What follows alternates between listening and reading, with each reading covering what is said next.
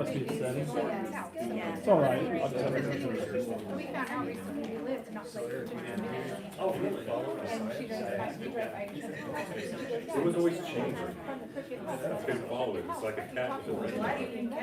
Yeah, the cheeseburger, the top, that just wasn't enough, I wanted fries and. I want a full meal.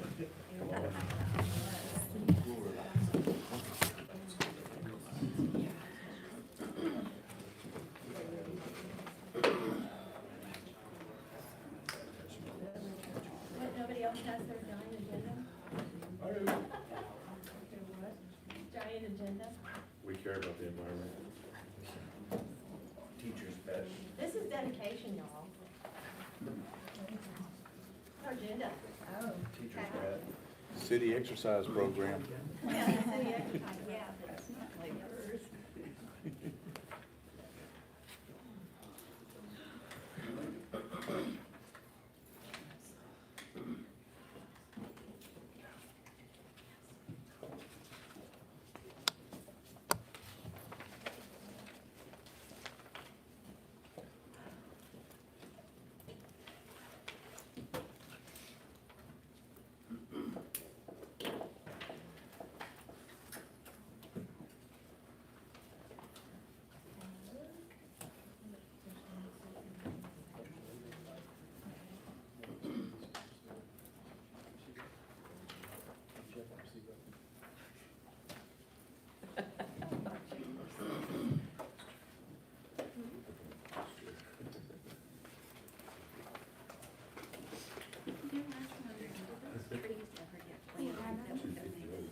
Where's that being posted right YouTube. Yeah, I think it's our YouTube, right? Yeah. now? Oh, okay. Not But they live on didn't get, Facebook. get planted, or did they you have to get Three planted? times the term votes. We'll see if it's there. I hope so. We tested it again. Sorry. The teacher's pet. It might not be on one. You said earlier the teacher's pet, or no, they said it, that's what Oh, I it was. mean, the city Facebook page is in private. I don't get it, it's a joke.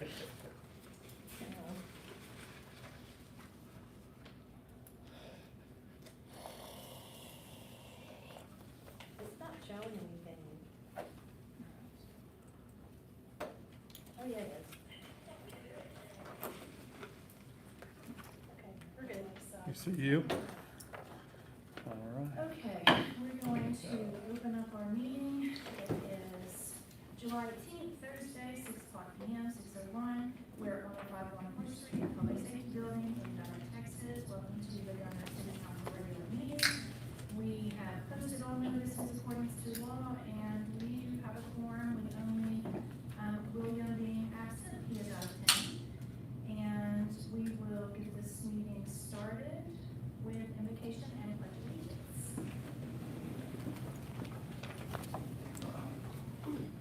All right, don't bow your heads.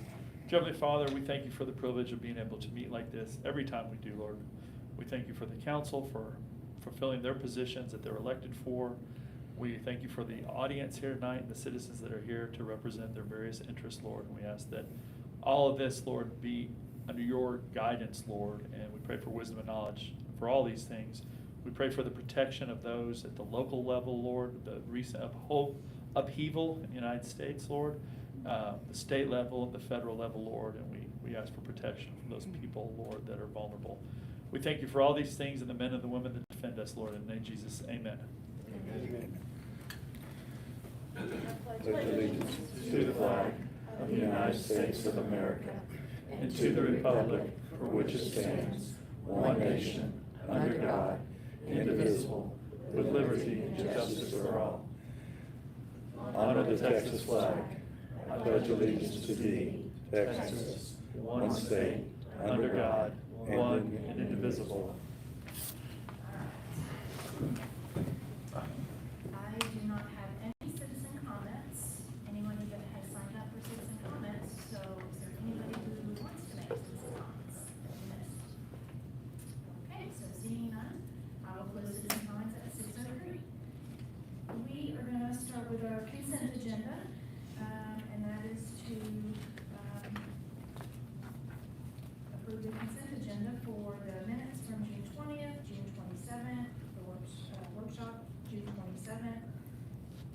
special meeting, July 5th and July 11th.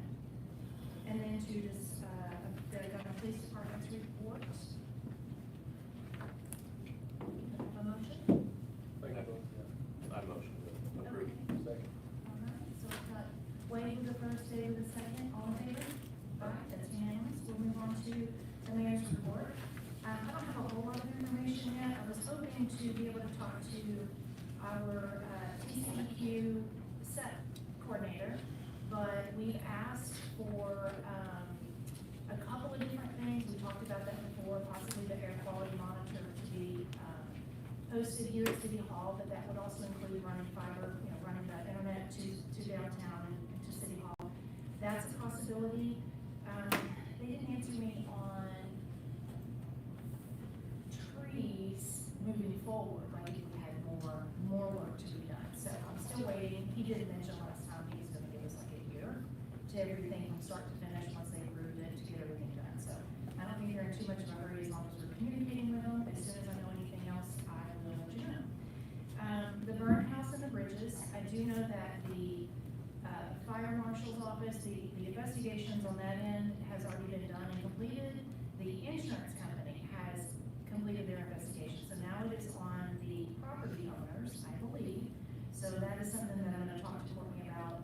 What are our next steps with notifying the property owners to enforce that they be in that process of condemning and removing that house. So we're gonna work on that.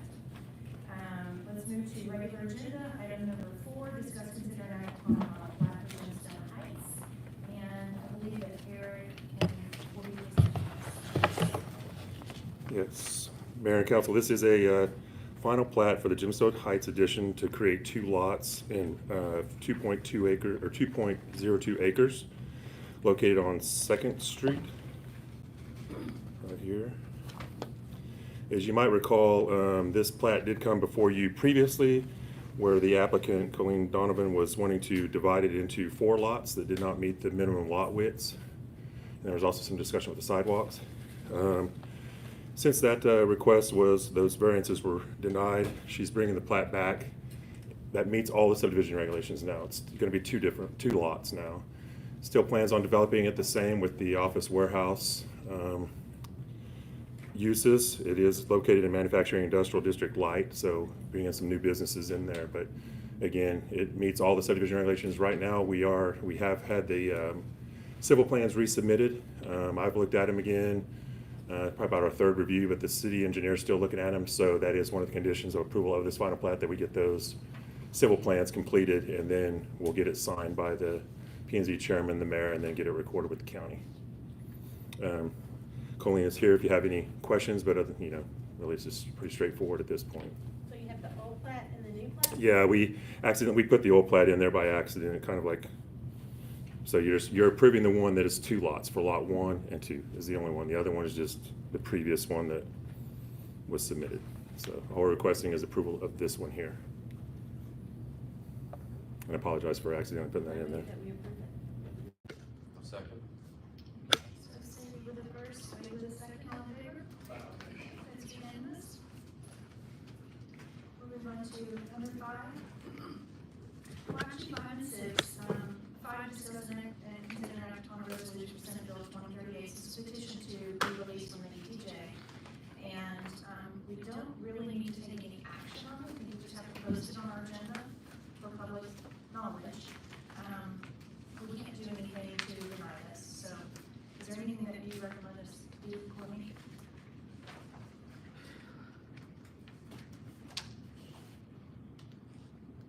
So the reason this is confusing is because under the local government code, normal procedures before this particular subchapter came into play in the last legislative session, for land to be removed from the ETJ requires a resolution. It requires an act by the body. You have to approve that to change your boundaries, your ETJ, including your ETJ boundaries. The confusing part is this subchapter D specifically says that,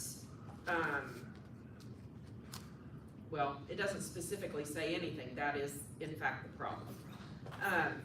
That upon the filing of a petition, which has to be verified by the city secretary, the city is supposed to notify the applicant of the results of the petition.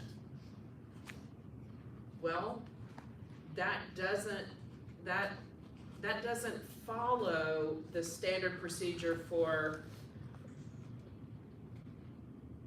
city council approval of your boundaries. So, some councils or some cities have taken the position that they're not gonna act on them because much like your plating authority, this authority in chapter 42 also has a shot clock which says that it will be approved by operation of law once the petition has been verified.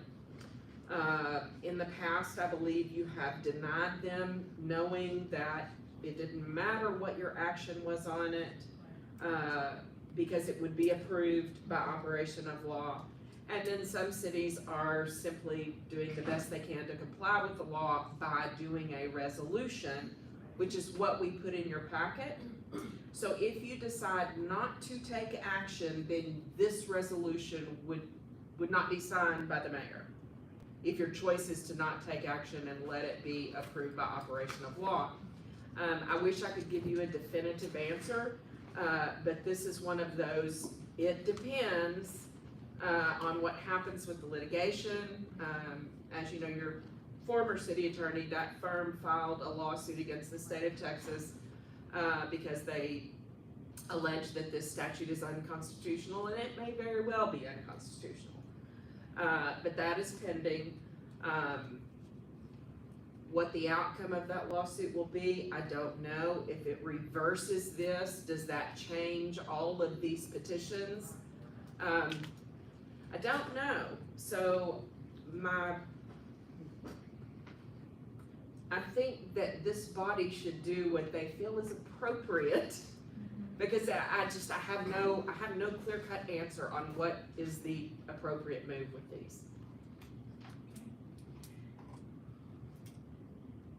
So we don't actually have to produce the resolution? No, Okay. you don't have to approve it because there is a shot clock and consequences And it's for gonna happen failing. anyway. Okay. So, But putting it on the record to disagree right, is basically it. voting no to sign the resolution then is disagreement with. Yes, and it will still get approved by operation of law. Exactly, it'll be on the record that we didn't want that. Yeah, which I disagree with the motion, disagree. Okay. So, Okay, so the motion, from Alan and David is a second that we will not approve the resolution. All in favor? Okay, so we are denying. And then, same thing for number 6, Senate Bill 2038, petition for release from the ETJ. Second. Okay, Alan for the first, David for the second, all in favor? Okay, to deny it. And we'll move on to number 7, to discuss and consider act on an interlocal agreement between the Texoma Council of Governments. So this is what I brought up at our last regular meeting. We wanted to get some information, see if this was negotiable. It is not. We have to have them do this because we don't currently do it for ourselves. This is 911 addressing all new, properties in our city, so it's pretty much ministerial. We have to do this. I move that we accept it. Okay, so first from Cindy. I'll second. Second from Alan, all in favor? Okay, that's unanimous. We'll move on to number 8, discuss and consider act on an authorization of a 3-year service agreement with IWOQ Systems for their work. This is an engagement package that I would like for Adam to present.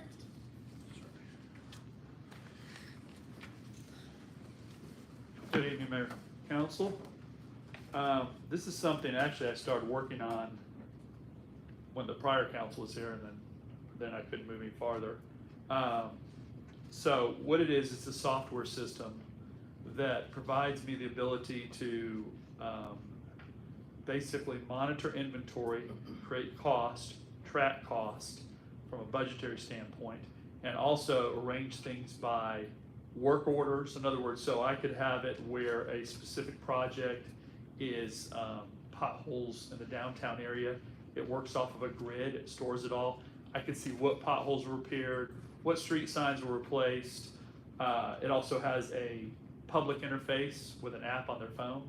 And so it would give the users real world feedback that we could update. Right now, our system, we have one, it's just really clunky on the interface part. We really don't have the other at all. It also, because we're gonna use contractors, which is very interesting, I can create basically work orders to contractors. They'll have a specific log on. They could get on just to see what their workers' orders are and reply back to me, but they can only see their portion of it. So that's really nice. And like I said, it does also break it up by project. It's something that most cities have, one form or the other. The nice thing about this, they have never increased price increases. It's based on population. And so they've never had price increases, he goes, except to start out with larger populations. So this right here, they would waive if it's passes tonight. I believe it's $6,700, but if it passes tonight as a 3-year contract, it would be $4,000 a year, and that's both the $1,200, I believe, for citizens engagement, or I did, the backup's not here. It's a total of $4,000 for both components. A year. Per year for 3 years. And I read in the contract, if we pay it all up front, then we get 5% discount. If you so desire to do that, that is correct. I think it's really, it's the direction the city needs to go is from an organizational standpoint. So much of what we do is just marking it down or trying to put it in an Excel spreadsheet. This is a lot more effective. It's a work inventory and management system. And so the pricing is reasonable. I looked at some others that were more. This does have the ability to expand to other things. I don't know that we'll use it for that, but you could buy a module. Let's say one day we move into stormwater or something like that. It does have the expansion abilities for those. So is this a year by year contract for 3 years? It's a 3-year or you're contract. doing a 3-year contract? No, but it is paying still the each payments year by year. Year by year. Yes. Okay. Do we know from them what their annual 3-year increase is? There will be none. 5%, 7%? None. None? None, it's locked in. So every year, every 3 years, it would be about It's- $12,000 to renew? No, it's $4,000. Well, I know. Right, so it's $4,000 annually. Mhm. They said traditionally they've never raised their prices. I can't guarantee year 4. Yeah, like for renewals or anything Right, like that I don't know. There is provision in the contract for them to raise their prices. Yeah. So I do wanna make note that this is actually in Adam's budget, he has the money in his budget for it, but because it's a 3-year contract, we're committing more than just an annual. It may not be in our budget next year, Yeah. I'm sure it will, we're trying to go backwards, but that's why we had to bring it to you, otherwise he could have done this on his own. I do wanna point out, that, correct me if I'm wrong, Adam, this actually allows the resident who reported the pothole to have updates regularly without you having to like call them, they would. Right, know, right? You Right, it would have notify that, them? it has I that love calendaring ability. They can do it off their phone, it's a phone app. Right, So they'll have it on a phone app, they can take the picture. They can send all that now through the web interface, it's just clunkier. And the nice thing is then I can assign the product, the inventory to deal with that as well. So like I said, it's basically an unlimited training period. Things that they told me is they won't charge for additional GIS work because we don't have GIS, so they'll be using the county's GIS maps. So as roads come on, anything that comes on during that period will not be an additional charge. And the support looks very solid. Obviously, there's a learning curve on my end. Now, this will help you with your job, Yes. and then it'll also help with the citizens' concerns and frustrations on our roads and everything for you. Yes, and next year, it would be, what we would probably use to tie into budget to say, here's what our needs are based on what we're doing or can't do. It'll also be the things that couldn't get done, just It as, allows you to like collate all 'Cause the you're jobs tracking and work. yes, When you say inventory, is that like equipment, maintenance schedule? everything. So it's like a CRM? Vehicles, yes, Okay. It's a CRM system. yep. I'm make a motion to approve. I second. Got a first from Dave, second from Wade, all in favor? Unanimous. We'll move on to number 9, thank you, Adam. You're welcome.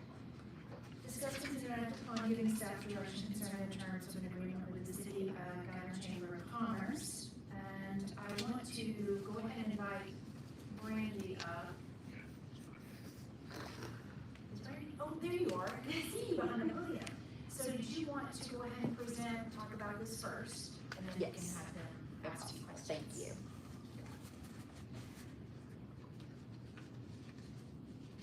I want to thank you for allowing me to present to you tonight. My name is Brandy Cochran and I'm with the Gunter Chamber of Commerce, and I'm here to speak to you about the annual fireworks in the park. I wanted to start out by saying that this is a labor of love for our volunteers, and we are proud to partner with our city, first responders, and our many vendors and sponsors to create a successful event each year for our community to come together and celebrate our great nation. I'm going to begin with a little history and move into what it takes to host the event today. The 4th of July event started in 1982 with the fire department cooking barbecue in one of the volunteers' backyards and the fire chief at the time buying some fireworks that they shot off in the park themselves. Davis and Miller Fireworks Company started doing the fireworks show in 2006, and the chamber started hosting in 2008.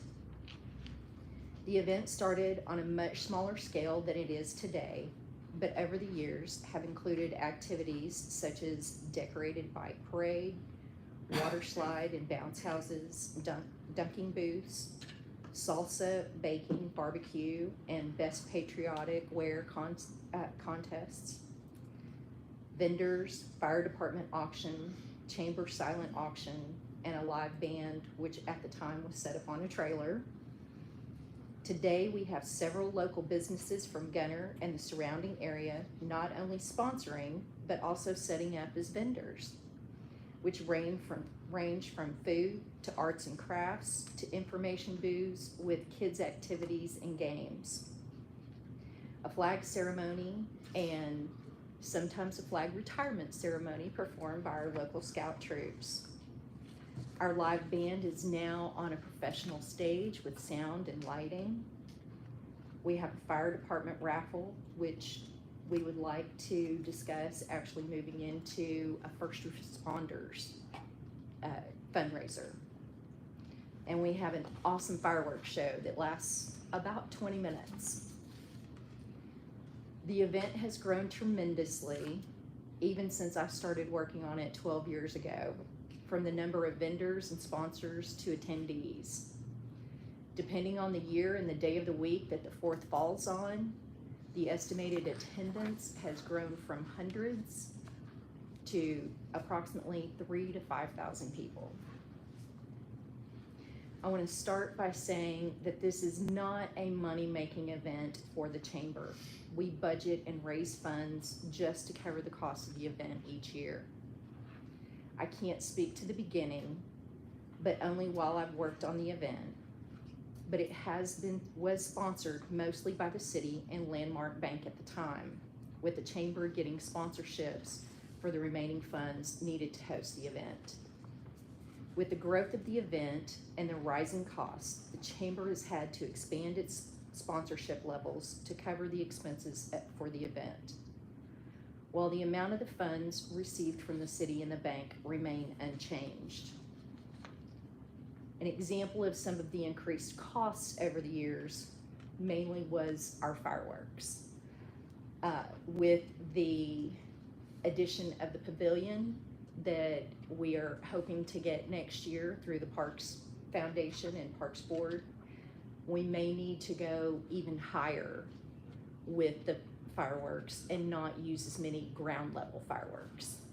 We have submitted that to Davis and Miller for review, and if so, what the blast radius would be so that we can adjust for that. And for an example, on cost increase just on fireworks, the quote that we've gotten for next year has doubled what it is for this year. We do enter into a contract with them to lock in the price for approximately 3 years each time to help with those expenses. But we can't, there are unexpected events that neither one of us can foresee. For example, I believe it was in 2021 that there was one of the fire warehouses that the fireworks comes from exploded. So it cut it down, and that also cut down on the supply and increased on the cost for everyone. The chamber begins planning each year in January, budgeting and getting sponsors so we can order fireworks and pay a deposit in February. We continue working up until the event on things such as soliciting businesses for both sponsorships and to participate as vendors, collecting those funds, coordinating event items such as band, trash, portables, insurance, safety lighting, the scouts to perform our flag ceremony, coordinating with National Honor Society students and the director to get help, which we give them service hours that they need each year in return. And of course, advertising both on social media and in print. And that's just to name a few of the things that we do. We also work with the city, and most recently, the last couple of years, Adam, to ensure all light poles and electrical outlets are working, set up the barricades for safety and crowd control, mowing, any other potential hazards to the public, such as holes in the park that may come up, and make sure that those are taken care of. We also have a safety meeting with the city and the first responders to make sure that we meet any needs that they may have to ensure the safety of our community. Now, the day before the event, we begin marking vendor spaces and decorating, putting up banners, flags, marking parking spaces, etc. We also take care of any last minute things that may come up and any last minute advertising on social media, making sure people know it's tomorrow, come and see us. The day of the event, we are there at least an hour before the vendors set up to set up our tent area, bag and set out trash cans, and finish any decorating. The stage area, photo booth, any signage, anything like that that comes up. We assist the vendors with setup and continue to check on them throughout the night. We coordinate and manage the event activities, the flag ceremony, making any announcements, the band, fireworks, or anything that comes up. Once the fireworks are over and people begin to leave, we begin our cleanup while the vendors shut down and pack up their stuff. We are the last ones to leave the park, no matter what time, which is ranged as early as midnight to as late as 1 a.m. Then the day after the event, we are back up there first thing in the morning, walking the entire park, picking up trash that couldn't be seen in the dark, such as candy wrappers, water bottles, things like that. Our goal is to leave the park in the same or better condition than what we found it. We also begin making notes for the following year. We edit the video and send out final thank yous to everyone involved in making this a successful event. The weeks following the event, we receive and pay any final invoices for the event. We also try and meet with the city and first responders for any notes that they may have for improvements in the future. As I said before, the cost of the event increases each year, and we would like to revisit the agreement between the chamber and the city regarding this event. We would like to once again become true partners in bringing this celebration to our community. And I believe Adam may have a few things to speak on, but I will be happy to answer any questions that y'all may have. Thank you.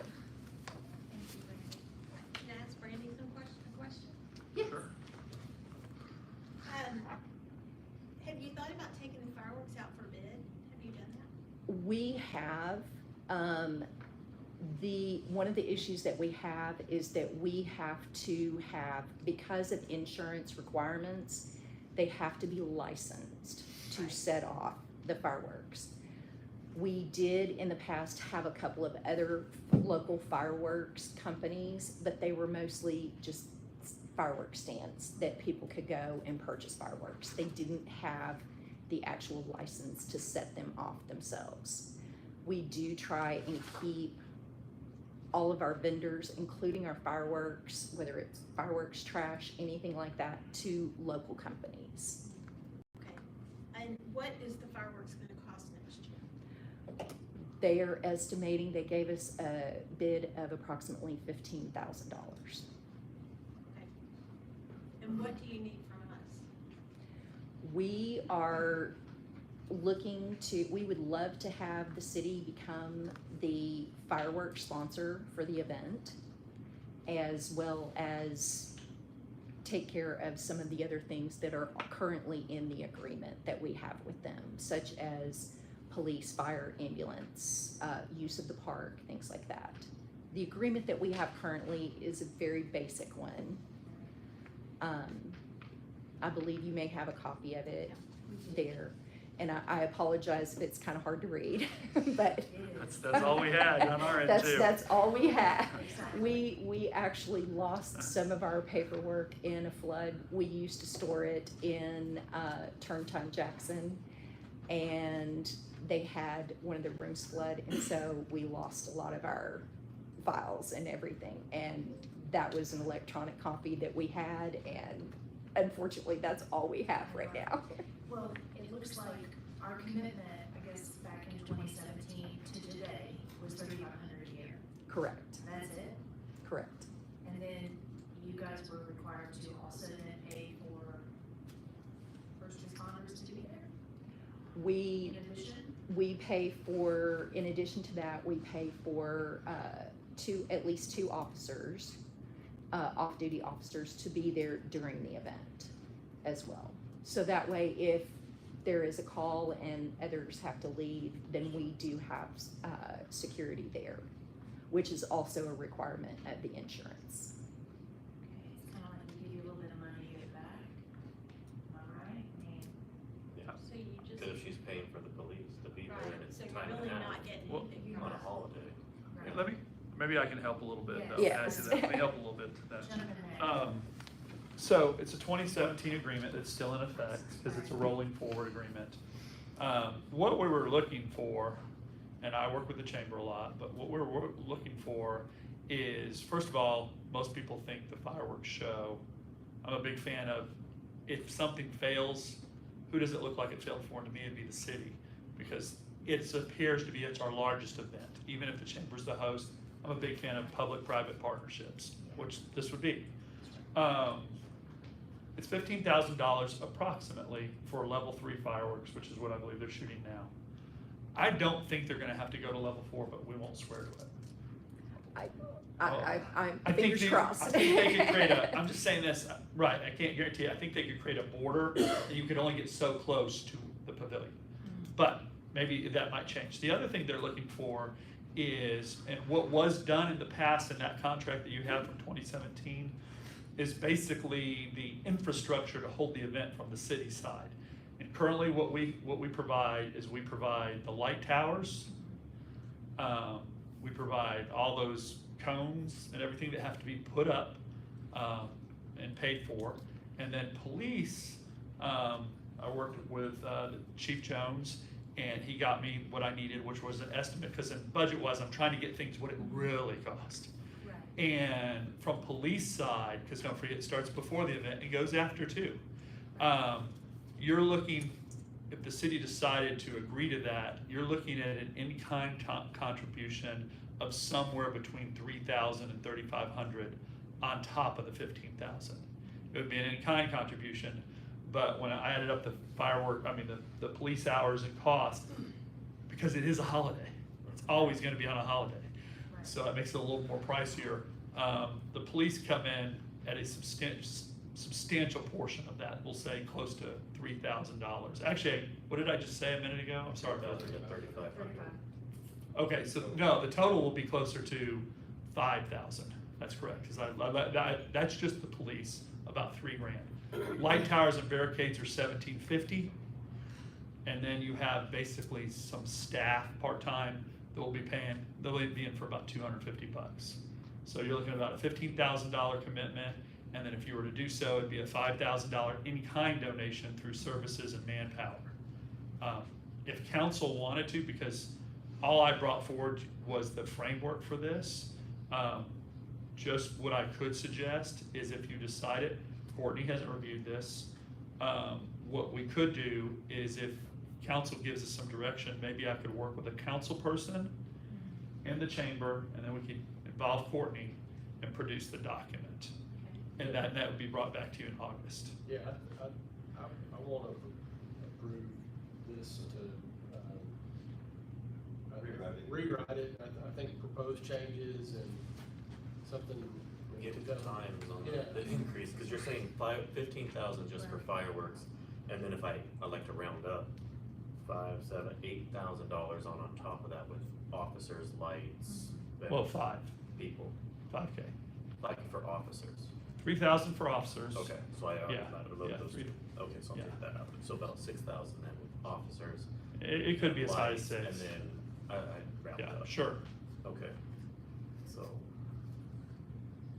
yeah, I agree and second that we need to renegotiate and relook at that, and do better as a city for you guys and work actually together and, represent it together, because it's held in the city. A lot of the people outside of the city come here to watch it, and we want to give Gunter a good name, so. Yeah, and I think we should also try to help facilitate some of the fundraising efforts, whether that's a catfish fry or whatever We can valet cars. if we need to. Show pancake where breakfast, cars- something, anything that we can. Well, and as it grows, some of the things that we've looked at is actually doing like a shuttle service, like Yeah. trying to go to the school and see about utilizing their bus drivers and their buses and Or their if they security get shut officers. Yes, because we will, if we do a shuttle service, we would need to have security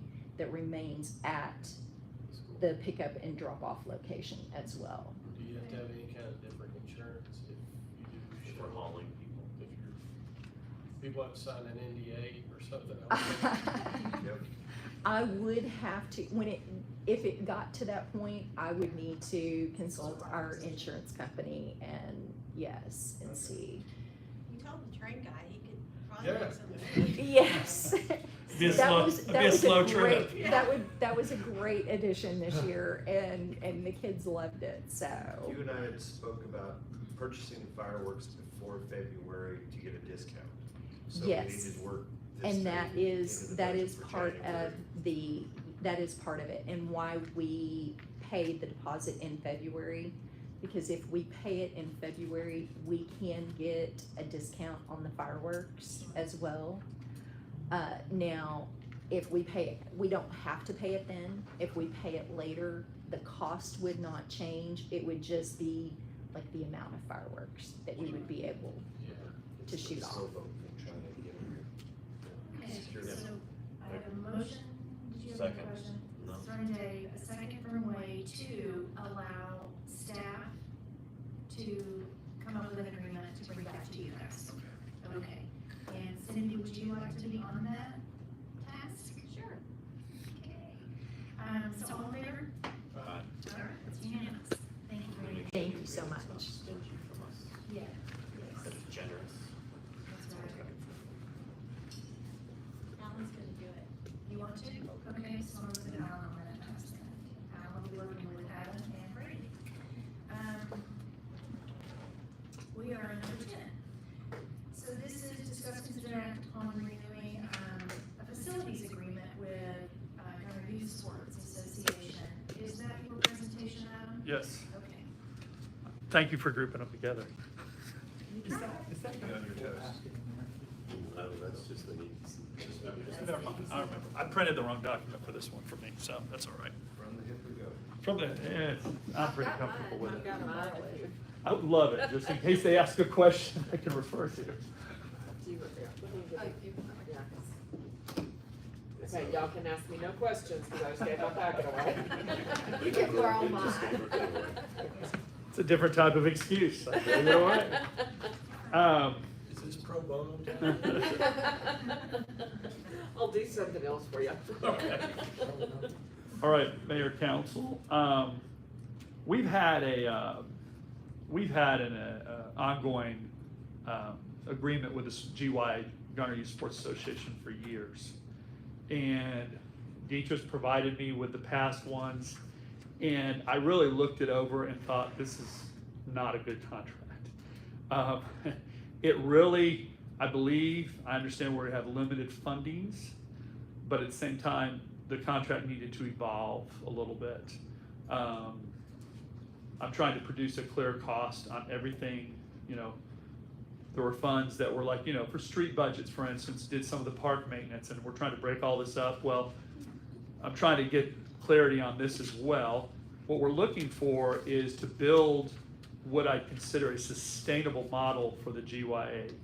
And one of the things you really can't do, volunteers are great for certain type of work, but it's our facilities, it's city facilities. At the end of the day, it's our facility, it's our capital project, it's our insurance. They've done a good job, but it's in decline, in my opinion, because we're building it on the back of the volunteers, and I've dealt with youth sports associations for years, and it's one of the busiest times of their life, because they have young kids, or they do everything. They fundraise like crazy. So anything, in my opinion, that the city could take off of them and let them represent the city positively, I think is a win for everybody. So what I did was I met with the sports association, the board, and following that, Brian Hinman, the president of the association, we came and brought our changes to park board, and they were on board with the changes we suggested as well. Some of them were just micromanaging changes that we shouldn't even be involved in, like cleats on the field, or there's things that it's their job to figure that out. We took things that were prohibitions in there, where it's like, don't do this, and say, just pay attention to the park ordinance. You have to stick with the park. You don't need tons of different things. We just need to make sure the park ordinance is right. The other thing, though, I'm just going to give you the highlights of this. What I consider the highlights is we are agreeing to fund. The only thing missing, I apologize for, and I'll send it out to y'all, but it just expands one of the reasons we went from this isn't a baseball agreement anymore. I retitled it a facilities use agreement, because they're going to use things other than the baseball field. Soccer uses part of the other part of the park, and football uses part of the baseball fields, and they're using the fields on the other side of the field house as well, which is not really good territory, but it is on the west side of the park. And so one of the things I put in here was we will continue to move forward maintaining irrigation. We will provide herbicide. Like right now, they provided herbicide and whatever, and I want a licensed herbicide applicator, which cities would want. So we're going to be the ones doing that. We would provide the water. These are, the water would be something we've already provided. Herbicide would be new. We're also going to provide the lighting, something you currently, the electricity. We would continue to provide for the electricity. The other thing I put in here was, I kept sort of the general framework of the original grant, but I changed it quite a bit.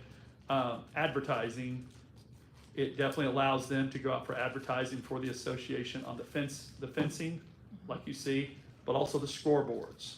And I've had council in the past go, well, why don't we do that? We'll go do the advertising and we'll make the money. This isn't y'all, by the way, but I've dealt with this for years. And the truth is, people respond much better to 501 youth organizations fundraising than they do cities. So it's best to let them do it and help them out through that. We would have the right to go through their books or 501. The other thing is, I did remove, there was a $1,500 charge in there in the prior contract. I removed that because it's not tied to any metric whatsoever. In other words, things that aren't tied to metrics are hard to defend later on. They're just, it's almost not it's a diminishing return in my point. If you're gonna do all this for them, to go back and just say, well, we want a little bit of money, but it's not tied to a percentage of electricity or maintenance or anything. So I did remove that out. So what I have before you today, I think is a reasonable facilities agreement that the park board's on board with, the GYA is on board with. And there were a couple things I had that in the future I told them we'd be looking at, that they may have more discussion if our facilities start to upgrade more in the future, but that's not today. So, like I said, I'm hoping y'all are on board with this agreement. If you have any questions, I'd be happy to answer them. With some of the fields, like, is there a way to get the ISD involved as well, or does that matter? Oh, well, When it comes to that's certain good. fields? It's a good question. From what I've seen of the budget this year, for what I've seen, there is a potential. This is already, once again, public-private. There is a potential for involving, I call it college sports, but it's whatever it's called now, up there off College Street. I've had several meetings with that gentleman. He is interested in the long term taking over maintenance of the fields, but there would be some returns he would want. But actually, preliminary discussions are they wouldn't conflict with each other. And then he has facilities at his site that he's not using that he would want the city to make improvements on, and he would allow the GYA to do them as well. And there was talk about involving the school district as well. So in the long run, this could be like 4 different organizations coming together, but I don't think the timing's right for this season. What I would hope to do in that would be look toward the 25-26 season, because there is some infrastructure improvements that would have to be made. His outlay would be sort of high to bring the standards up. Bottom line, what he would want our fields for, I believe, would be primarily fall ball. We play spring ball here in Gunter, but youth football uses the fields. Yeah. But he has facilities much better that youth football could go over there, so could soccer. So I do think there's a potential, but I don't think it can be realized this year. You know, that is something that, and by the way, I'm not gonna jump ahead here and create any controversy, but you know, between EDCs and MDDs, these type of organizations, they can get involved in things like that too, because that is for the welfare and falls under those improvements that are capital improvements to Parkland. I mean, like for like the football, I mean, my kids are now strictly into school sports. They're out of the GYA. They're out of the they've aged right. out. But I remember being there since 2019. It's like, all right, you got football and soccer sometimes at the same, and they're trying to share the grass field and the turf field and trying to get along with that. And then I think when I even started coaching, it was over here. That was all you had was at the park, and there was potholes in the grass and everything. So, but I mean, is there anything on like the ISD, like they're allowing us GYA to go and use the field behind the field house? Right, the there, football and that's field? separate from the city, but like I said, I think you could end up with a multi-organizational contract. Just don't see it coming together. It was sort of late. Yeah. And the owner of that is gone the entire summer of the college sports, or whatever it's called. I should know it, but I don't. Because everybody called it college sports when I got here. Yeah, What is it? College Hill. College Hill. Yeah. Okay, College Hill. Because I know when the kids sign up, they pay, you know, for example, $150. That does not go towards the GYA to then rent out fields and stuff. That goes to uniforms, and if we're in Salina, paying for the field usage and the Salina and the refs and umpires and all that stuff. Baseballs. Yeah. And I've worked with councils before that had the same questions, and they would get into the same questions about, well, where's all that money go? Yeah. And it really just goes into the kids. That's what happened. And so the organizations I worked with before, they basically came to the same understanding. And like I said, your fields need a little TLC. I do picture one of the first things you'll want to do, you know, and that might be with College Hill Sports, is also develop the fields to the west of the field house. You know, so there's a lot of work to be done there, but right now it's just getting together the template to move forward just this way. Yeah.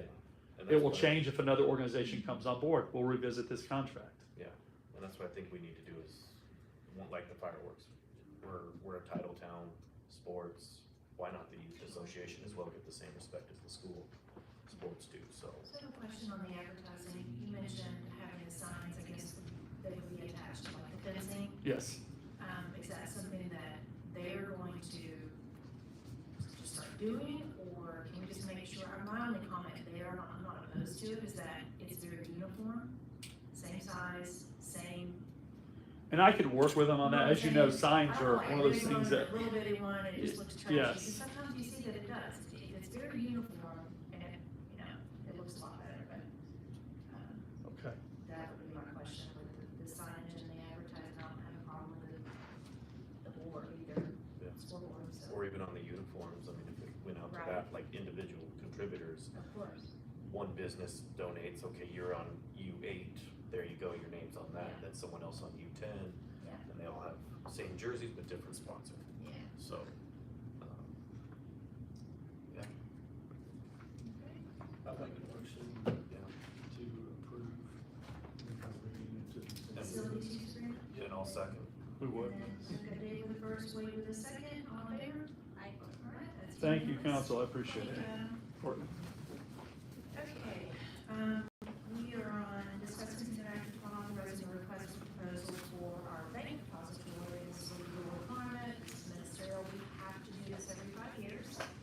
Deidre, do you want to explain any of this, or, please don't explain. It's a legal requirement. Yeah. You have to do it every 5 years.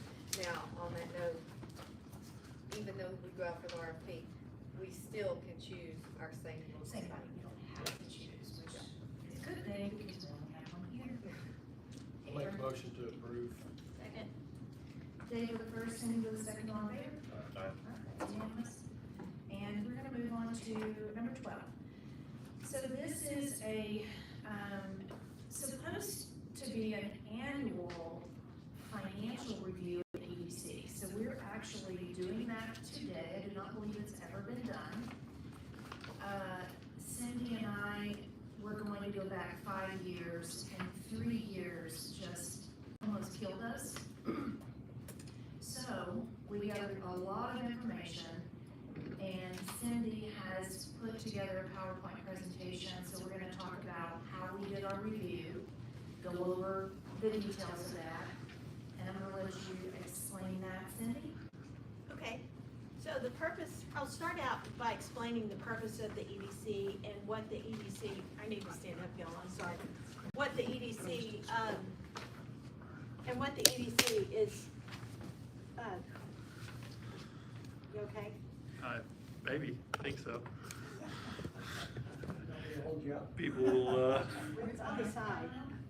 no, it's on the bottom, No, isn't it's it? on Yeah, the side. that's right. No, that's not it, it's on the It's on the side. side. We might be able to. It was put in at the bottom. Yeah, look at the bottom. Oh, you're Yeah, right, see, I it thought it is, was the bottom. I I'm see the sorry. slot. But I'm not gonna argue with it. I'm sorry. You listen to a woman, that's what we do. I'm sorry. That's all right. Okay, the purpose of the EDC is, the purpose of the corporation is to promote economic development in Gunter, Texas, in accordance to the powers granted to the corporation under the act. And by the act, we're talking about statute, okay? It's Texas Municipal Code, Statute 501 and continuing. Also, and as far as the comptroller's office, they say the main requirement is that the businesses bringing new money into the community. So it's here to support business. An economic development corporation is a nonprofit created to finance new and expanded business enterprises. Also, on the EDC website, it goes on further to say that it's committed to improving local and regional economy by creating wealth through jobs, business retention and expansion, increasing the tax base, and recruiting new business. So that is their mission statement, that is what the EDC is for. Now, the state, the statute tells us how sales tax revenue can be used. It can't be used for just anything. Eligible expenditures include these, acquisition of land, machinery and cost, construction, planning and professional services, financial transactions, and reserve funds and administrative and other necessary expenditures, but they have to be tied to certain projects. And these are the kind of projects that are approved for the EDC to invest in. And if you'll notice on here, it also includes like job training classes, because part of their goal is also to bring jobs to the city. So for example, I was thinking, if we're talking about industry, I think a telephone call center would be a great industry that would bring a lot of jobs in and not have any environmental impact. And yet, anybody wants to do that? Type B corporations, we're type B. They have all of the following, and then also, they can also, in addition, finance sports and athletic facilities, which they've done. They've made a lot of contributions to the park. We can build convention centers. We can support stores, restaurants, concession parking, street water and sewer facilities that are associated with projects, and affordable housing. Okay, next. All right. Conditions for giving money to projects. So you can't give money to a project without, you can't just give a business money. You have to enter into a written performance agreement with the business and funds directly and make the expenditures benefiting an eligible project. So at the minimum, the performance agreement must contain the following things, or some of the following things, or the following things. Capital investment to be made, the terms for repayment, and jobs created or retained. They don't have to always create jobs, but that's something that has to be addressed for each one. So how we evaluated, we took the EDC, we took the EDC minutes for the last 3 years, and we documented each action made by the board, 2021 to 2023. We could go back, but it was, yeah, like it took 3 whole days. We cross-referenced each action with FundView, which is our accounting software, to verify the spending. And while doing this, we found a few expenses that were not approved by the EDC board, but were spent anyway out of their budget. So we asked 3 questions on each documented action. Does it meet Texas state statute and EDC bylaws? Was it approved by the EDC board? And was it approved by the city council? Right now, for everything over $10,000, it has to be, don't switch it yet. Okay, right now, for everything over $10,000, it has to be approved by the city council. We can't spend it without us. Okay, go ahead. So we've determined, now the EDC board is a volunteer, and people have come and gone over the last 3 years, and we do not blame any of those people for issues with the EDC, for things that we found. We're not blaming anybody. This is, the outcomes and actions were caused through a lack of effective leadership and guidance, lack of board training on the workings of an EDC. For example, we had an EDC director tell the board members they're not supposed to solicit business. Well, guess what? That's their #1 job, is to solicit businesses to come into the city. It's the responsibility of the EDC or the development director to ensure the board members are working on approvable projects going forward. Okay, next. So this is what we found. 32.3% of the projects taken on by the EDC were aligned projects. Aligned, answer those 3 questions. Yes, they met the statutes and were approved EDC type projects. Yes, they were approved by the board. And in some cases, yes, they were approved by the city council as well. We also found that 46.5% were not within statute. And I'll go over some example of these as we go on. And then 21% of their actions were not approved by the board itself. Okay. We will fix this moving forward. What? We will fix this Yes. moving forward. So, okay, so there it is, a different one if you want to see. So 32% were aligned, 67.7% were not aligned or not approved by the board. Here's an example of some of the projects they did that were aligned. The EDC contributes a lot of money to the parks. They paid for relocation of the trees, mulch for the trees, and extending the park's irrigation system for those donated trees we got. They also passed $4,000 to build a storage building at the ball fields, but this money was never spent by the city, and from what I understand, fell off their budget, so it's no longer available to the city. So that was these are some good things they did. They also approved $55,000 or 90% of the actual cost to bring high-speed internet downtown, which will attract new businesses who rely on internet, such as technology companies, small businesses who rely on social media and digital marketing, online businesses, call centers, and financial institutions, all who use the internet heavily and have been reluctant about coming down here because of our internet situation. This is currently out for bid. Deetra's taking bids on it now, and we've got one bid. As soon as we get another bid, we can make a decision and move forward with that.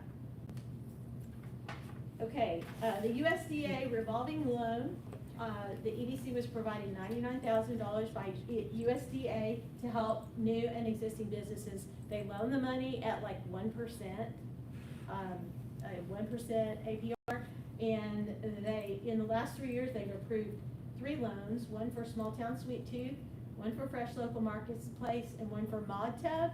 Even though Mod Tub went out of business, they're still paying their loan. So everybody's in good standing right now. The Property Enhancement Incentive Plan. Now, I just found out about this as I'm going through the research, and this is a really cool thing. This is a matching grant program to reimburse commercial property owners to enhance their property. So whether it be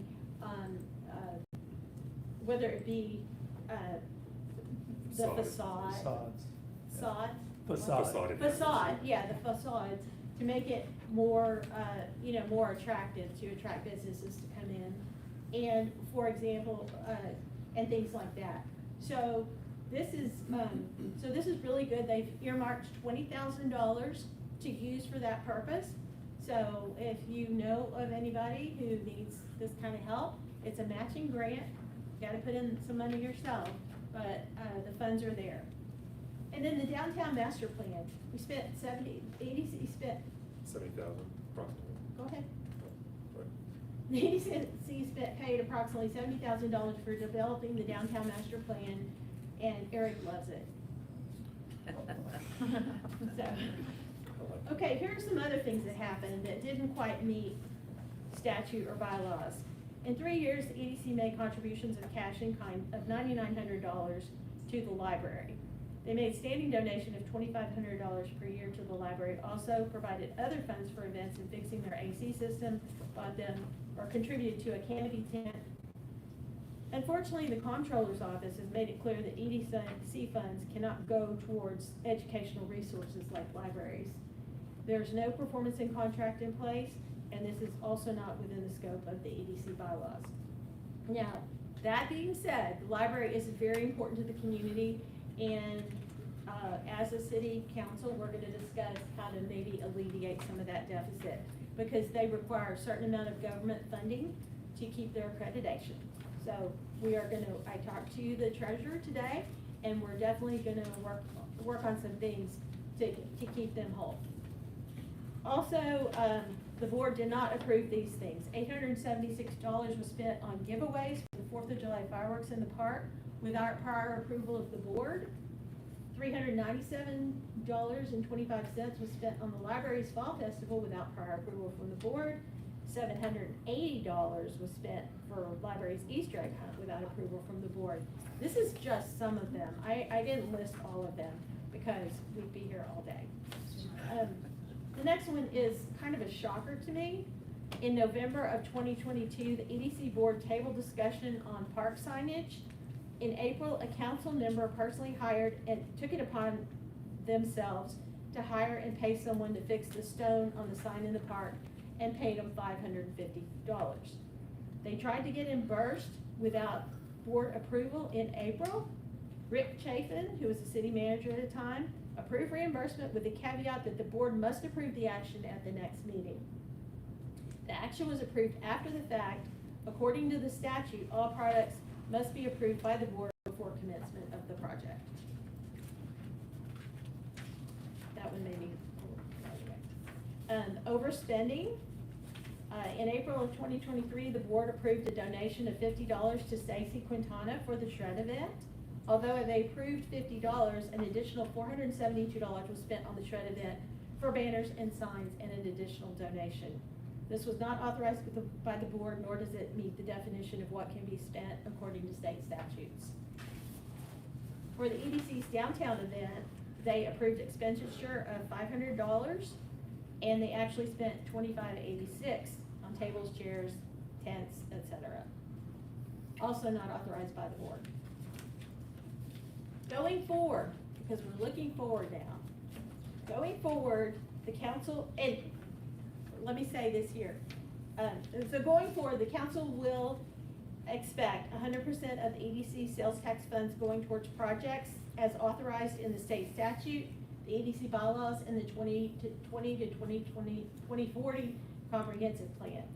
All actions of the EDC board must be approved in advance and actions memorialized in the EDC minutes of the meeting, and nothing is to be spent above the approved amount.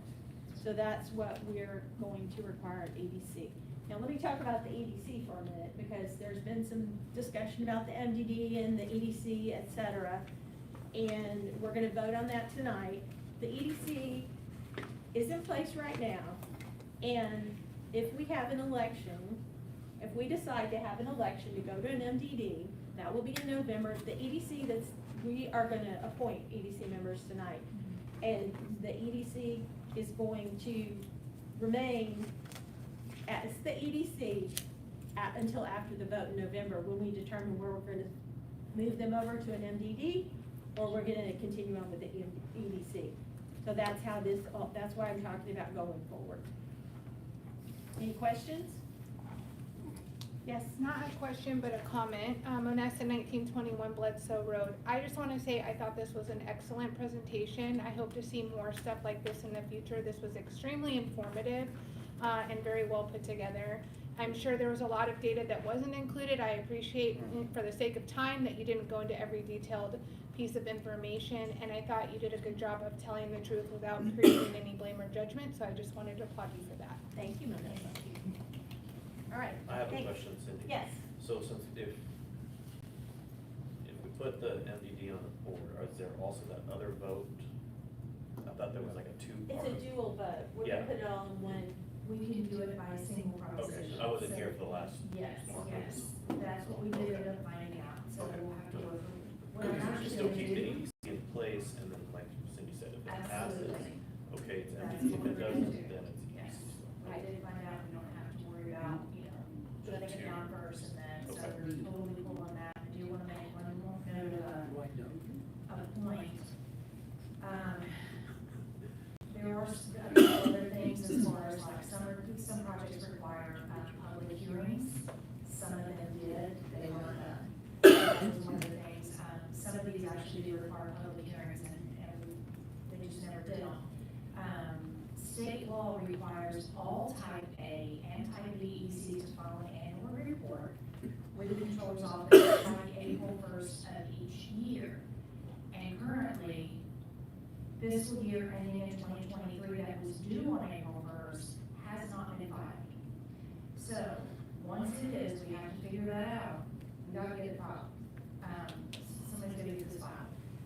Then you can go to anybody, if you wanna look at any of the information that we file on annual reports, you can go to the controller's website, type in EDC data dashboard, and you can pull up every city, and then you go scroll to the bottom, you can look at all of their years going back to like 1999. For type A or B, you can select which ones you wanna look at. Some cities actually have both. We're not at a place where we can do any of that, we don't have that kind of money, but some do, and some will have an EDC and an MDD. I don't think it's smart for us to split our money, what little bit we do have between two different organizations, but, it's kind of cool. Y'all should go to the EDC dashboard and just check it out, and we will get our fiscal year file. So on that note too, the EDC had set aside funds for the water tower restoration. It never came to the council, but it's also not authorized. Right. What happened was, and you can look at the EDC minutes, what happened was that the council accepted a resignation. There was a council member who had resigned, who showed up at the meeting and was part of the meeting. And when they got to the agenda item that accepted the resignation, she stayed, and voted on the water tower funds. And so that makes it kind of null and void at this point.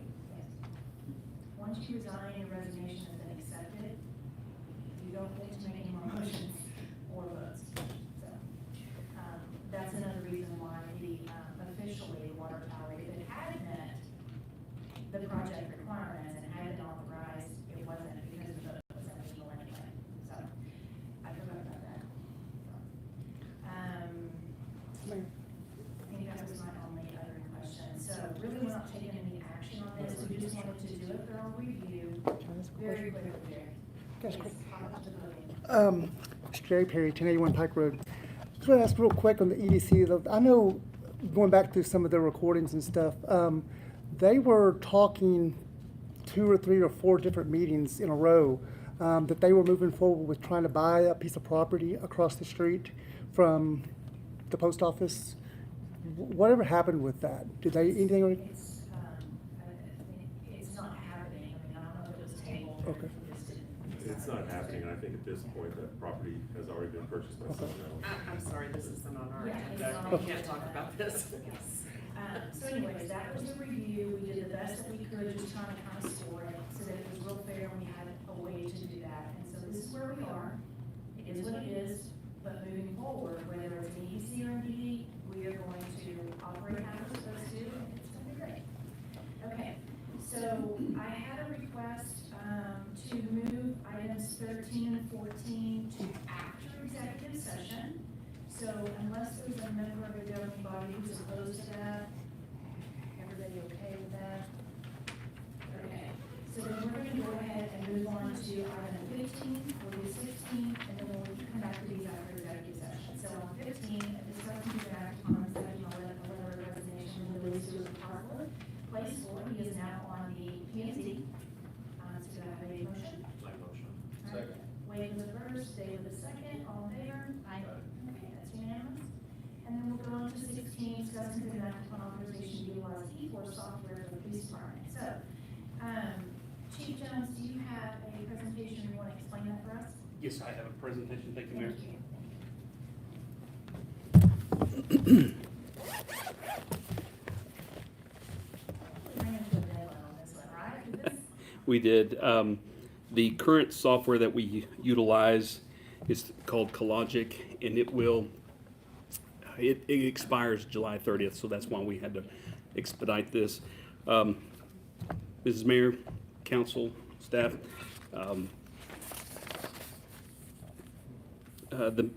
what is eForce?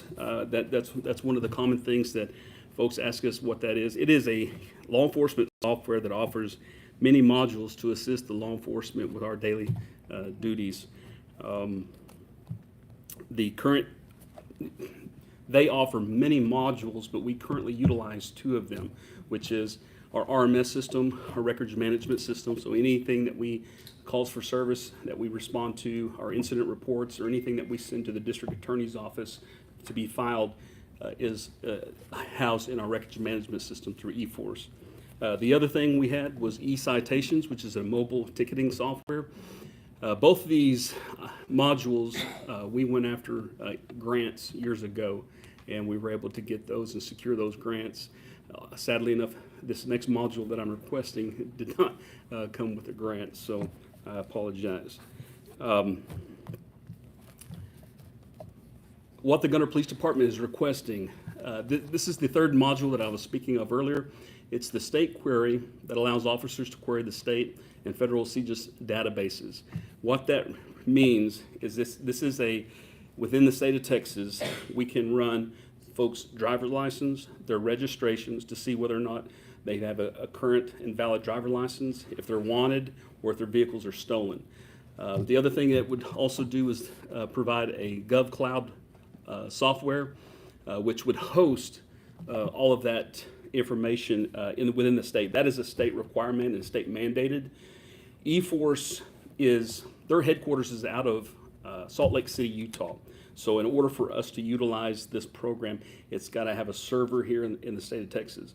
Moore County has been guinea pig for the state, and they've went out and they've secured this, and everything works great. So that's why eForce is now offering this module, and we're going to go. We were wanting to go after that. The first quote that I got from eForce was rather large. The initial startup costs are they offered at $8,000, and then every year it's a maintenance fee of $1,200. Well, anybody knows me knows that I'm a haggler and a negotiator. So that was in April. We kind of haggled and went back and forth. So in June, they sent me a second quote for $6,500. It doesn't seem much, but it saves anything that we can do to save is good for the city. So it saves us $1,500, and still the annual maintenance fees would still be $1,200. Now, this is the current system that we utilize to run our 27s, our licenses, our registrations, and to check to see if people are wanted or if their vehicles are stolen. It's called Cologic. We currently, for the annual fees, is $3,600, a little over that. Costing the city, the problems with that, it's cost the city $36,1050 annually. Cologic just recently filed Chapter 11 in April in the United States Bankruptcy Court for the Middle District of Louisiana. This company, and this is the current system that we utilize, they've been bought out twice now. So they were originally CopSync. It was named Cologic, and who knows what they're going to be named next. But I worry about the sustainability moving forward with this company. So eForce versus Cologic. By making the switch from Cologic to eForce, the state query and the GovCloud, this would save the city $2,410.50 annually. And the police officers would also have all three of those modules running in the same system. And that way, we don't have multiple programs pulled up or softwares pulled up on our laptops when we're out there doing our jobs. And so that's huge as well, and it stays under the eForce umbrella. And that's what I've been working hard for the past 6-7 years to accomplish, and we're really close. They just offered this. I've been seeking this for over 2 years now, and Moore County kind of led the way, and so we want to piggyback off of Moore County and utilize their server down there. Any questions for me? So does the other one that we have today, you mentioned that it taps into federal database. The new one, we'll be able to see like any federal. We'll be able to run NCIC and TCIC requests. Well, I take that back. It's CJIS, which is the Criminal Justice Information System, which is in the state of Texas. So any driver license, but when we run driver license out of state, we'll still be able to get that, which is the national NCIC protocols. And do we have that before we have? We do have that with Cologic. The issue is for their annual maintenance fees is $3,600. With eForce, if we get past that initial sticker price, that startup cost is $6,500. But if we can get past that, it would actually save the city over $2,000 annually each year, and that's. I'm sorry. Are you telling me you're not able to see federal records for state licenses? No, we are. Oh, okay. Right. We can do both. But just with one system. One machine. One. Yes, that's correct. Versus before it's other ones. Now, is the $1,200, is that going through the AWS GovCloud? Yes, and then that's the thing is that would be $1,200 a year annually. That would be our maintenance fees, which right now, in the long run, we're going to save quite a bit of money moving forward. eForce is, they realize that we want to continue to utilize them, and so they're working with me right now to do what they can to minimize our costs since our budget is low. And they're pretty healthy. Yes, sir. They're nationwide. Their headquarters is out of Salt Lake City, Utah, and they're known nationwide. There's not just law enforcement in the state of Texas, but law enforcement across the country are utilizing eForce. And Chief, you had mentioned that it's scalable. So as the city grows bigger, there's other modules that can potentially be added. Right. So when we sought this when we originally saw it for the e-citations and the licenses, they gave me quotes for like 7 and then quotes for 10. I went after the 10 because I know that we're going to grow, and I don't want to just get, for what we are currently at. I knew we would grow, so we're out in front of that right now with the current eForce software that we have for licenses for each officer. That's smart, because if you do a bolt-on, per cost will be higher than if you bought them all at once. And the other thing with Collogic is, if you look at their, on their invoice, they also will, Collogic will bill us for additional officers. So that's the price with just what we have currently. eForce, we've got we've got room to grow, and so we're not going to bill for each license. We've got some cushion in there. With Collogic, once we start to get past 6 officers, we're going to have to start paying additional license fees. I'd like to make a motion to approve. Yeah, I'll second, that's the logical way. Okay, so Dave with the first, Dave with the second, all in favor? Good job, Chief. Thank you, Council.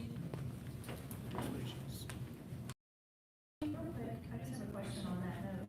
Yes, ma'am. You, do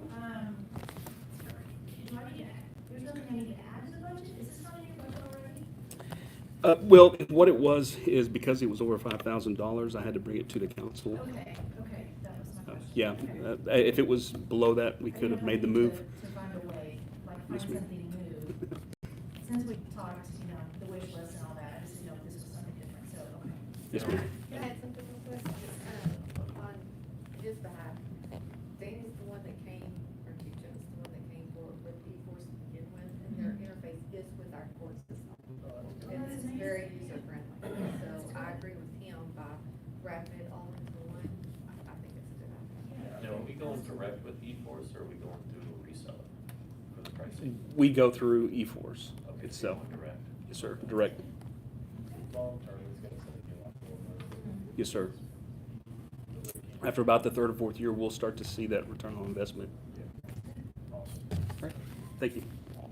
Okay, so because we're revisiting 13 and 14 after executive session, then pursuant to Chapter 551 Texas Government Code, it is 7:21, and we will be convening into executive session under 551-071, which is consultation with the attorney on 2 things, the NSF litigation update and city administrator position questions. We are going to invite staff in for this because Keisha, Adam, and Eric are all named in the litigation as those who would produce documents. And then we are also going to meet under 501.074, which is the purpose of considering the appointments. This is because we're going to look at city secretary's employment contract, and then, of course, discuss e-standards applicants. And then we will return after that.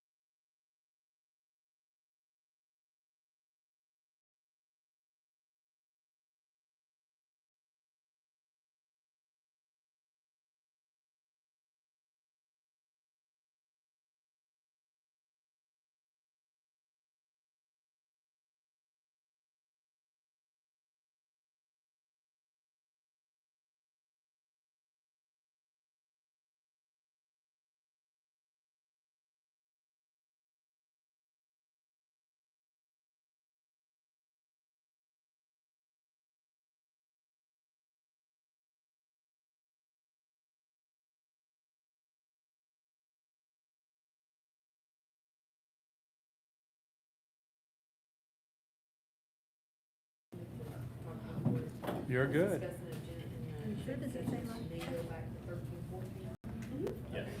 And you unmuted it, Yeah. Okay, good job. You're And look, it's dark outside. All right, yes, it is. We need more windows in that room. Need a watch.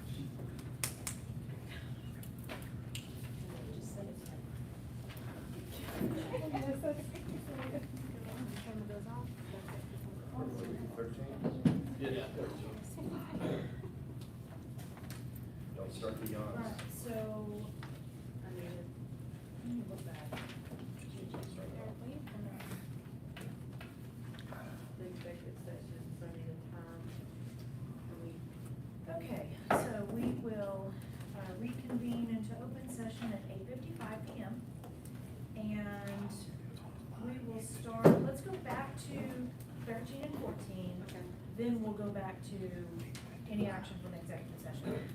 So, Technically, you're supposed to stay in do order you want and to stay then, executive yeah, session and then go back? yes. Because the reason we moved it was because we were, but it's fine. So, on executive session, to take any action on, we'll just go through the four that we talked about. BNSF litigation, there's no updates, that was just, this will probably be on every agenda moving forward until this thing is over. It's for Courtney to update us. So no action there. City administration, administrator position. I guess that's not on, can y'all hear me over here? We can hear you now, thank you. Sorry. So no action on the BNSF litigation, that was just updating about the attorney, and then city administrator position, that was for them to ask her any kind of questions about that. We're gonna talk about that in a minute. And then on city secretary new employment contract. Okay, I'd like to make a motion that, Courtney take the. Draws up the contract. Draws up the contract based on amendments proposed To direct staff to, to direct staff to, amend the contract as discussed and authorize the mayor to execute it. that's Bingo. what I was. Is that what you're That's That's what he was saying, I needed a teleprompter. Okay, Come on, Dave Joe. has a first. My second. All right, Wade with a second, all in favor? Aye. All right, that is unanimous. And then, board applications for TERS number 1. Okay, so we have Mike Gallagher, is going to be on TERS number 1. So you make your motion. I make a motion. Oh, I'm sorry. I make a motion that Mike Gallagher, Alan with a second, all in favor? All right, that is unanimous. Board applications for EDC. okay, so what we decided to do because of everything that's going on, what we decided to do is we're going to have, we're gonna open the interviews up to the current EDC board as well. We wanna interview everybody, and the interview will be in public like this. And we're gonna ask everyone to give a 5-minute presentation to show us how you're gonna sell Gunter. Up to 5. Up to 5 minutes, yeah, and you can use PowerPoint, you can use whatever you want. So we're gonna be announcing that, we'll have 2 weeks for applications, and then we'll schedule a special meeting to hear those presentations. Y'all, this was really, really hard. Really hard. Yes. And that's a good thing. So, and particularly because of the way it's been done in the past, and we have a lot of changes to make, this is gonna be a good thing. It's gonna give everybody an opportunity to shine and really know, who wants to do this. So it's gonna be, given the new information. yeah, so it's gonna be current EDC members and also current applicants. And anybody who wants to. And anybody else who wants to apply. Yes. We're gonna go ahead and seat this board prior to the election, regardless, and then, we take it a step at a time. Because the number one job of this position is to sell Gunter, to bring businesses in, to bring jobs in. And so that's what we want, we need you to demonstrate how you're gonna sell Gunter. And I just want to clarify, for the public and for, the language we use, no decisions were made in executive Exactly. session, there were no votes taken, there were no straw polls, there was nothing like that. No. There was a whole lot of discussion. And Cindy, Councilwoman Davis summarized the discussion, but there was no decision made in Right. executive session. Right. No. They just need more information, so they want everyone to, we want to interview everybody. No action. So we'll put that on the website, we'll post that. Mona, did you have a question? No, she answered it. Okay. Yeah, I guess I just feel like a little bit like a lot of time has been wasted to get to where we are. Like, people who applied and interviewed, but it's fine, it's not a big deal. Well, when we first, I can address that if you want. Go ahead. When we first, started the MDD process, we were thinking that the EDC would be eliminated now, and then we would hold the funds over for the MDD. But what we've discovered through our learning and discovery and everything is that we'll keep the EDC in place. So this really, we had already dismissed all of the interviews and stuff, and we brought them back up because we're gonna need an EDC up until the point and maybe after the election in November.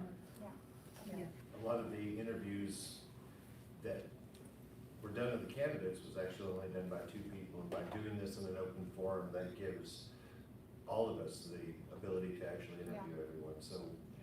It's And you not, guys as well, I well. like this person, but I don't even know who that person is, so now we actually have the ability to see the entire board, those who've been on it and those who want to be on it. Which actually, I think it's a great idea, and I think it's something you should maybe consider adopting for all of the boards you have. We are. Yeah. Yeah, because this really allows, the public also to kind of see how, information about candidates. This is a tough one. There's a lot of talent in the applications and on the board, so this was a hard one, so I think it's a great idea. So, technically no action on that. So we are going to move to number, yes. Since this will be just for the EDC, you're not Just looking at the EDC. MDD part of that No, because no, no, that's we're a gonna move forward different with category of EDC. people. And then if the vote pushes us to the MDD and we create that, then we'll reevaluate that at the time, Okay. if necessary. Well, and I think what, at least personally for me, after seeing Cindy's presentation, which was phenomenal, Mhm. I think we've got to hit the reset button Yeah. and really look at the entirety of what we're working with. That's just me personally, where I'm coming from. I agree. That's a good thing. So, agenda item number 13. We are going to discuss and act upon a ballot proposition for creation of the MDD in place of the EDC. We had 3 meetings now on this particular topic, and the last one, the discussion was amazing with Denise Morris, right?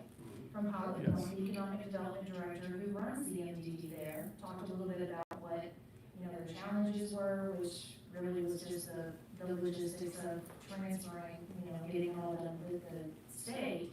But, the benefits and, the differences, so, I don't know, for you guys, in a way, you haven't been able to really fully immerse yourself in it because you were gone, but, do we have other questions? Obviously, if we choose to move forward, we're gonna have to, educate the public and explain the differences, and we will absolutely do that. But is there, No, I did a lot of reading on the plane, Okay. and I haven't found so far any bad things about it for our town size. Yeah.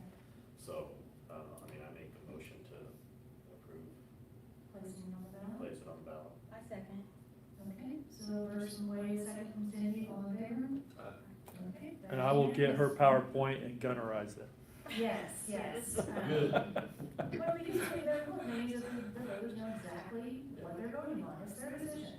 Well, and I think, now that we have clarity, I think when everyone saw the word dissolution, Yeah. me included, I thought It was that freak might out moment. go, Yeah. it goes Yeah. away, but it doesn't necessarily go away unless No, it's passed. And the Unless money they stays, choose to vote. and the money stays there in the MDD, it doesn't come back to the city or And- anything like that, so. We can't. And personally, I feel like there needs to be some continuity between the EDC and the MDC as we move it through. I don't think we can just reinvent the wheel, Right. right? So, that's all I'm gonna say, but you can read between the lines. We had one person concerned about corruption possibilities on an MDD, and then we find out that, oh, it's on EDC too. Yeah. Right, Yeah, they were wanting to stay with an EDC because it had no corruption, but well, that person's that gone, was, so yeah, that was squashed. that's not the current situation. Okay, so we have that going to the ballot. Number 14 is discuss, consider, and act upon the creation of the city administrative position. So obviously, everybody knows that we were a council manager form of government. The voters took that, we approved Proposition A, now we are a mayor council form of government. We can certainly add a position for an administrator. We have done it because, well, first of all, we had 5 months with no council, so there wasn't really any action to be administrating. But Cindy had brought this to, ask for this to be placed on the agenda, so we are going to talk about it now. So we'll open that up for discussion.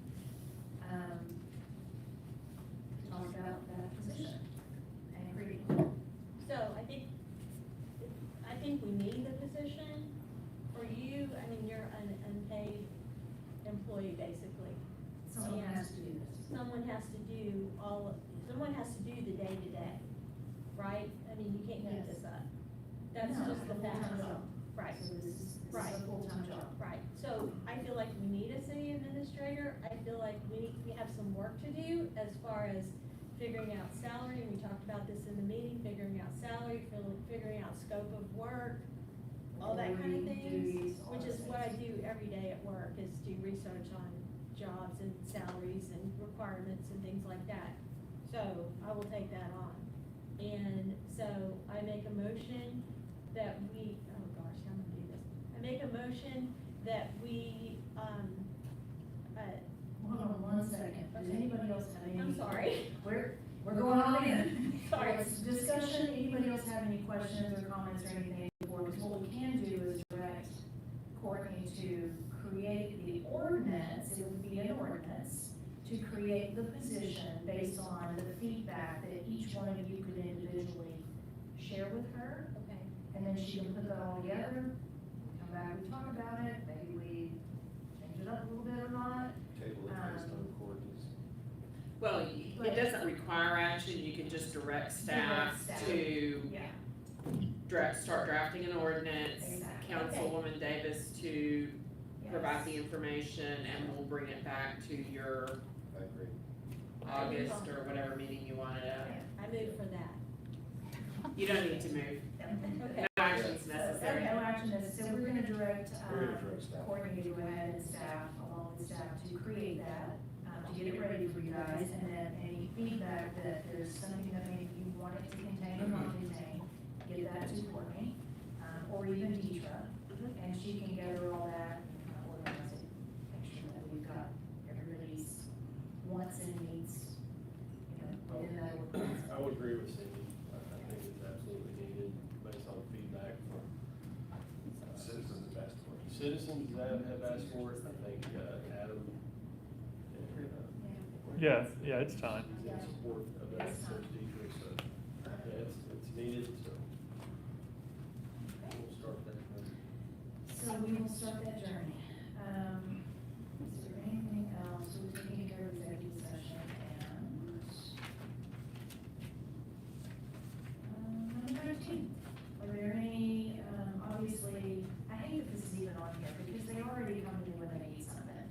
So if there's something you can think of right now that you need to add to an agenda, you can let me know, or you can. That's do it good. however I'll you do it want. like that. I'll email you mine with, see if we can move the council meetings to a Wednesday Oh, night. that's right, so Football the season. dates, okay. That's right, okay, is there anything else, you guys? I mean, obviously, you text me, email me, ask me. If there's something you need. Is there any update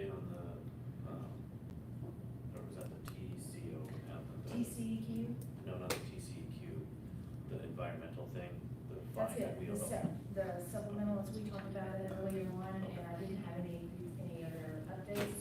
We're waiting to hear back from Carlos, and I don't think he talked to you either, did he? So we're waiting for him to get back with us, and he may just be waiting for VLO's, you know. I didn't know we had an overall session Yeah, that's what we're waiting for. workshop. Yeah.